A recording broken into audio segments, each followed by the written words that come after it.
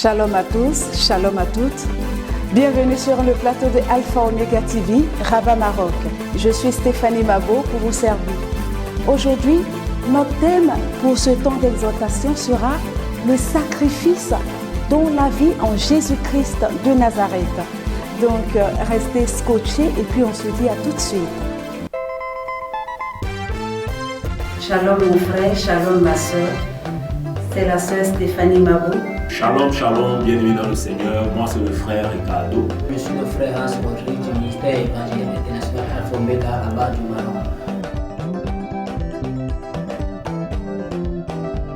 Bien-aimé, je t'invite par cette vidéo à nous rejoindre. Chaque dimanche, 9h30 à 13h30 pour les cultes d'adoration et de louange.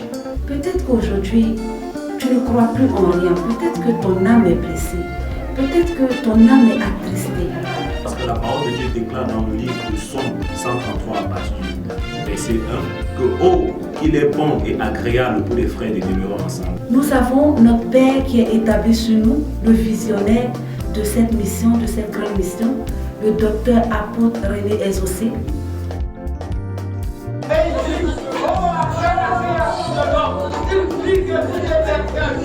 Tout était parfait, tout était bon. C'est bien juste parfait. Je veux que tu élèves la main ce matin. Pour l'adorer, pour l'élever, pour le magnifier, pour le célébrer. Là où tu es béni ton Dieu, là où tu es béni Dieu. Glorifie son nom, glorifie son nom, glorifie son nom.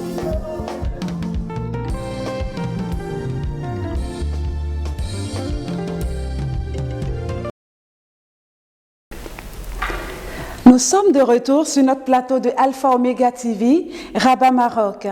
Comme je vous l'annonçais tout à l'heure, nous sommes dans notre temps d'exhortation. Et aujourd'hui, nous allons parler de la vie en Jésus-Christ de Nazareth, le sacrifice en Jésus-Christ de Nazareth. Et pour cela, nous allons aller dans la parole de l'Éternel. Aujourd'hui, le Seigneur me met à cœur un passage de la Bible sur lequel nous allons porter notre temps d'exhortation. Alors, nous sommes dans le livre de Marc, le chapitre 10, à partir du verset 29 jusqu'au verset 30. La Bible nous dit, Jésus répondit, « Je vous le dis en vérité, il n'est personne qui, ayant quitté à cause de moi et à cause de la bonne nouvelle, sa maison et ses frères, ses sœurs, ou sa mère, ou son père, ou ses enfants, ou ses terres, ne reçoit au centuple présentement dans ce siècle des maisons, des frères, des sœurs, des mères, des enfants et des terres, avec des persécutions, et dans le siècle à venir, la vie éternelle. Alors, pourquoi je me porte sur ce passage de la Bible? Aujourd'hui, mon frère, tu connais Jésus. Tu le connais, tu l'as déjà accepté dans ta vie. Mais il y a quelque chose que tu n'arrives pas à faire encore. Tu es encore attaché à certaines choses. Tu es encore attaché à certaines pratiques que tu n'arrives pas à abandonner. Qu'est-ce que Dieu veut nous montrer ici? Est-ce que ça lui fait plaisir de nous voir abandonner nos familles, nos enfants, nos époux? C'est pour cette raison d'ailleurs que les gens du monde sont en train de dire que dans les églises, on sépare les gens.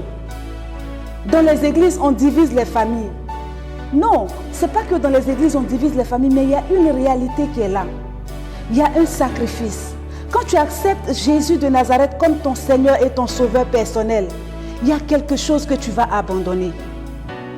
Peut-être qu'aujourd'hui, toi, tu te retrouves dans une famille qui pratique encore l'occultisme. Tu seras obligé de te séparer un moment. Tu seras obligé de te détacher, de te déconnecter un moment et de chercher la face du Seigneur. C'est là que ton sacrifice va intervenir. C'est là qu'on va voir le sens de ton sacrifice. Est-ce que par amour, est-ce que tu es prêt par amour pour ton Dieu de te déconnecter de ces pratiques-là? Quitte même à te séparer de ta famille. Aujourd'hui, on n'est pas en train de te demander d'abandonner ta famille, mais d'abandonner les pratiques peut-être que ta famille est en train de faire aujourd'hui. ils sont dans l'occultisme, ils sont dans les rituels. Ils font des choses vraiment qui ne glorifient pas le nom du Seigneur. Et toi, aujourd'hui, tu as accepté Jésus de Nazareth comme Seigneur et Sauveur personnel. Tu es tiraillé entre ces deux mondes. C'est pour cette raison que la Bible nous dit, celui qui quitte son père, sa mère, ses frères, sa famille, c'est là le sens même du sacrifice. C'est là le sens du sacrifice.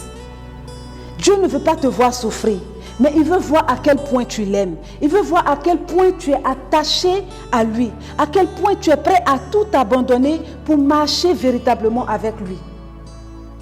Dieu veut voir ton sacrifice, il veut voir ton amour pour lui.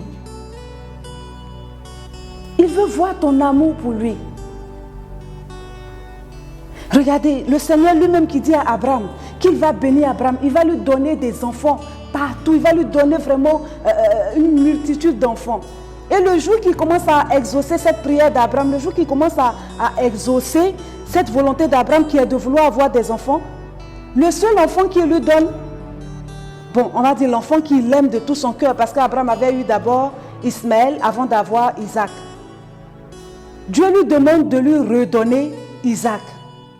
Dieu lui demande de sacrifier Isaac.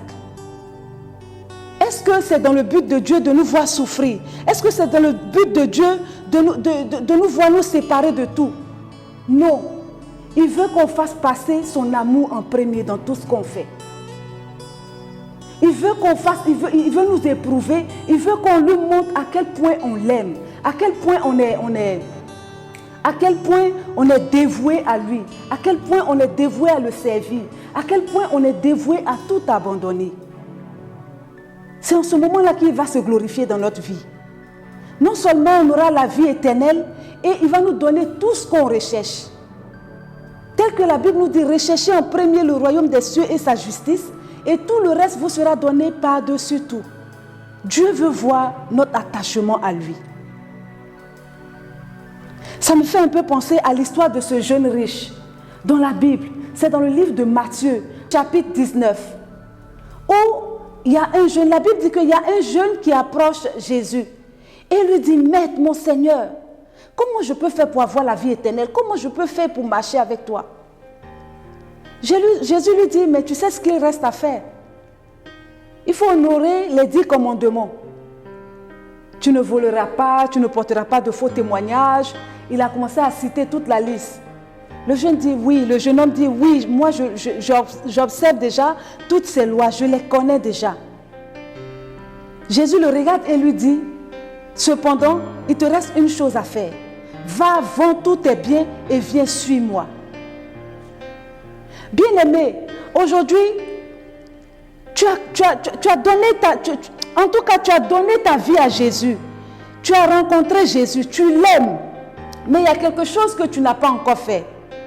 Jésus aussi t'aime, mais il y a quelque chose que tu n'as pas encore fait. Parce que lorsque ce jeune-là parlait, la Bible dit que Jésus l'aima. La Bible dit que Jésus le regarde et il l'aima. Pendant qu'aujourd'hui, tu es en train de vivre ta vie, tu aimes ton Dieu. Dieu sait que tu l'aimes. Mais il y a quelque chose que tu n'as pas encore fait. Il y a une étape que tu n'as pas encore franchie. La Bible dit que ce jeune-là, il est resté triste, il s'est retourné. Parce que ça, il était encore attaché à sa richesse. Il n'était pas prêt à se sacrifier. C'est vrai qu'il aimait Dieu, c'est vrai qu'il aimait Jésus, mais il n'était pas prêt à se sacrifier, quitte à perdre sa richesse. Il a préféré perdre son salut que de perdre sa richesse. Il s'est attristé et il est parti. Aujourd'hui, combien de personnes sont à ce niveau-là? Aujourd'hui, combien de personnes sont en train de vivre cette réalité? C'est quoi ta richesse aujourd'hui? Tu as une richesse que tu n'arrives pas à abandonner. Tu aimes Dieu, tu ne mens pas, tu ne voles pas, tu ne triches pas. Il y a beaucoup, en tout cas, tu suis la parole de Dieu, tu médites, tu fais tout ça. Mais il y a quelque chose au fond de toi qui te bloque encore, qui bloque encore ta relation avec Dieu, qui bloque encore ton intimité avec ton Seigneur Jésus. Aujourd'hui, c'est quoi? C'est à ça que Dieu veut t'emmener. Tu as assez jeûné, tu as assez prié, tu as assez fait des retraites, tu as couru de gauche à droite, mais il y a quelque chose que tu n'as pas encore fait. Dieu Dieu veut t'éprouver à ce niveau-là. Il veut éprouver ton amour à ce niveau-là. On va même voir dans la vie de tous les jours, lorsqu'on est en relation avec un homme ou bien lorsqu'on est en relation avec une femme, à un moment donné, ce dernier-là veut que tu lui prouves ton amour pour lui. Ou bien cette dernière veut que tu lui prouves ton amour pour elle. Et humainement parlant, nous sommes prêts à tout, à démontrer tout, pour montrer que nous aimons cette personne. Mais et notre Dieu alors? Et notre Dieu alors? Quel est le sacrifice qu'on peut faire aujourd'hui pour montrer notre amour à Dieu? Pour lui montrer que nous sommes vraiment disposés pour lui, disponibles pour lui. Peut-être qu'aujourd'hui, toi, ta richesse, c'est ton intelligence, c'est tes diplômes. En gros, ce n'est pas mauvais d'être intelligent ou d'avoir des diplômes très élevés. Ce n'est pas mauvais. Mais il y a quelque chose que Dieu veut t'enseigner et tu ne le laisses pas faire parce que tu comptes sur ce que tu as. Dieu veut te dépouiller de tout ça pour t'enseigner certaines choses. Mais tu comptes encore sur ce que toi tu as. Tu comptes sur tes biens. Tu comptes sur le matériel. Tu comptes sur ta beauté. Tu ne veux pas laisser le Seigneur faire un travail en toi. Tu ne veux pas laisser le Seigneur te briser. Tu ne veux pas laisser le Seigneur te briser, te travailler. Peut-être qu'aujourd'hui ta richesse, c'est l'orgueil, c'est la fierté, c'est ton honneur, c'est ta dignité. Il y a des personnes à qui on ne peut pas atteindre à leur dignité. Ils veulent qu'on les respecte. Ça, c'est pas mauvais. Quand tu es quelque part, tu veux vraiment qu'on te respecte, qu'on t'honore et tout ça, c'est même très bien. Mais parfois, Dieu veut t'enseigner quelque chose, il permet qu'on te manque de respect. Il permet qu'on t'écrase. Il permet qu'on te broie. Et puis lui-même te ferme la bouche. Tu ne peux même pas parler, tu ne peux pas te justifier, tu n'as pas un mot à dire. C'est Dieu qui permet ces choses pour te briser, pour enlever en toi l'orgueil, pour enlever en toi la fierté. Ton honneur, parfois ton honneur est bafouillé. Parfois il y a des faux témoignages sur toi. Dieu permet ces choses. Mais quand nous arrivons à ce niveau, à un moment donné, on dit non. Trop c'est trop, c'en est trop. Je ne peux pas. Comme ce jeune riche, il a atteint sa limite. C'est quelqu'un qui connaissait Dieu. C'est quelqu'un qui vivait selon les commandements, qui respectait les 10 commandements. Il connaissait Dieu. Mais il est arrivé à un moment où il est arrivé à sa limite. Il dit, moi j'ai franchi ma limite, je ne peux plus avancer. Aujourd'hui, combien de personnes ont franchi leur limite? Ils ne peuvent plus avancer avec Dieu. Peut-être qu'aujourd'hui, tu te retrouves dans la masturbation. Peut-être qu'aujourd'hui, tu te retrouves dans la fornication. Peut-être qu'aujourd'hui, tu te retrouves dans la drogue. Tu aimes Dieu. Tu pries. Tu pries. Il y a des gens qui prient. Tu as comme l'impression que le plafond va s'écouler. Mais il y a quelque chose qui met encore un fossé entre son Dieu et lui. Il n'est pas prêt à franchir certaines étapes. Peut-être qu'aujourd'hui, tu n'es même pas marié, mais tu vis avec un homme sous le même toit. Vous êtes dans la fornication. Dieu te dit quitte. Dieu te dit arrête ça. Sacrifice. C'est là qu'intervient le sacrifice. Est-ce que nous sommes prêts à nous sacrifier pour plaire à Dieu? Pour avoir notre éternité, pour gagner notre éternité. Est-ce que nous sommes prêts à prendre le dessus sur la chair? Cette exhortation est pour toi, mon frère. Dieu ne gagne rien à te voir souffrir. Bien au contraire. S'il vient te briser aujourd'hui, c'est pour que demain tu sois une bénédiction pour plusieurs personnes. Il y a d'autres personnes, c'est la colère. Ils sont tellement colériques. Pourtant, Dieu veut se servir de toi pour son œuvre. Mais à cause de ta colère, tu ne peux rien. Toi-même, tu gâches tout autour de toi à cause de ta colère. Et c'est ces choses que Dieu vient travailler, c'est ce qu'il veut venir enlever en toi, afin de t'utiliser. Donc, bien-aimé, cette exhortation est pour toi. Le sacrifice. Le sacrifice. Fais passer Jésus en premier dans tout ce qu'on fait. Fais passer Jésus en premier au devant de ta famille, au-devant de la richesse que tu recherches, au-devant du matériel, au-devant de tout ce que tu fais. Il faut d'abord que le nom du Seigneur soit glorifié. La richesse, la bénédiction, là, ça va venir après. Comme il a dit dans le livre de Marc, toutes ces choses-là, la famille, les parents, les biens, le matériel, tout ça, c'est des choses qu'on va avoir, y compris la vie éternelle. Mais d'abord Jésus. Si c'est ta famille qui est en train de te pousser à t'éloigner de Jésus, arrête. Si c'est cette voiture-là que tu conduis, ou bien si c'est cette maison dans laquelle tu vis qui te pousse à t'éloigner de Jésus, arrête. Si c'est cet homme-là ou bien cette femme-là qui te pousse à t'éloigner de Jésus, arrête. Il faut rechercher Jésus. Il faut rechercher ton intimité avec ton Seigneur. Il faut rechercher une véritable alliance, une véritable intimité avec Jésus. Et tout ça, ça appelle le sacrifice. Ça a besoin de beaucoup de sacrifices. Donc, bien-aimé, cette exhortation était pour toi. J'espère vraiment que ça t'a fait du bien.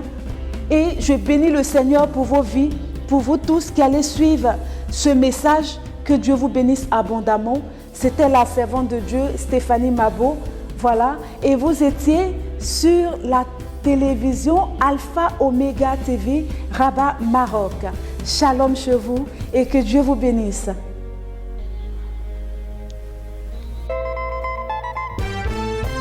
Shalom mon frère, shalom ma soeur. C'est la soeur Stéphanie Mabo. Shalom, shalom, bienvenue dans le Seigneur. Moi, c'est le frère Ricardo. Je suis le frère Hans Rodrigue du ministère évangélique international Alpha Omega Rabat du Maroc. Bien-aimé, je t'invite par cette vidéo à nous rejoindre. Chaque dimanche, 9h30 à 13h30 pour les cultes d'adoration et de louange. Peut-être qu'aujourd'hui, tu ne crois plus en rien. Peut-être que ton âme est blessée. Peut-être que ton âme est attristée. Parce que la parole de Dieu déclare dans le livre de Somme 133 à partir du verset 1 que oh, qu'il est bon et agréable pour les frères de demeurer ensemble. Nous avons notre Père qui est établi sur nous, le visionnaire de cette mission, de cette grande mission, le docteur apôtre René Exaucé. Et il dit, oh, après la création de l'homme, il dit que tout était très bien, tout était parfait, tout était bon. C'est bien juste parfait. Je veux que tu aies l'amour ce matin, pour l'adorer, pour l'élever, pour le magnifier, pour le célébrer. Là où tu as béni ton Dieu, là où tu as béni Dieu,